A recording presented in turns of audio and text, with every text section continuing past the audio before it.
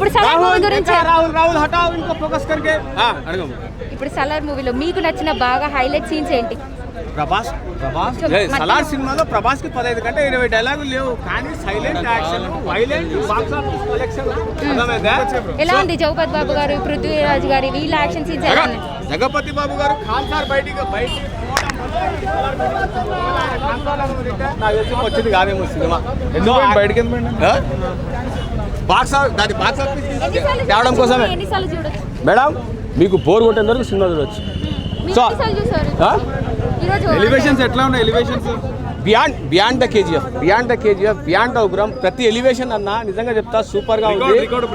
So one question, Prashanth Neel you made my pocket Neel, Prashanth Neel you made my pocket Neel.